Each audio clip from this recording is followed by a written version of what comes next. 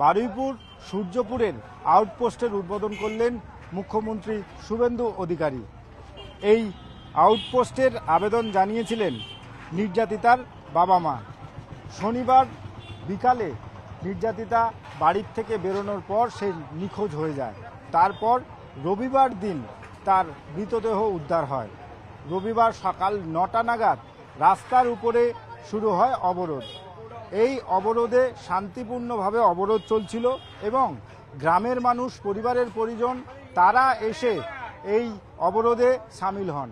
কিন্তু হঠাৎ করে 10টা বাজার পরেই কোথাও কোথাও শুরু হলো বিক্ষিপ্ত অশান্তি, শুরু হলো একাধিক রাস্তা অবরোধ। যে লিঙ্ক রোডগুলো রয়েছে, রেল লাইন, শিয়ালদহ ও দক্ষিণ শাখার নামখানা রেল লাইন, সেটি অবরোধ করা হলো।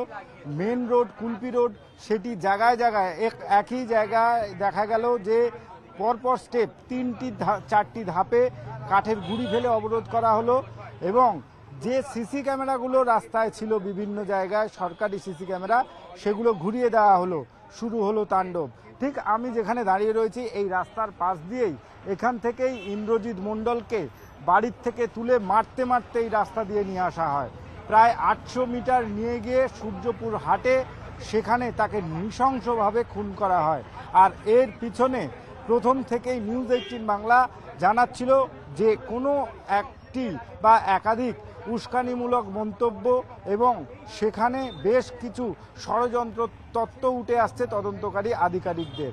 আর আজ মুখ্যমন্ত্রী শুভেন্দু অধিকারীও কিন্তু সেই কথা বললেন। তিনি বললেন এই ঘটনার পিছনে চক্রান্ত থাকতে পারে।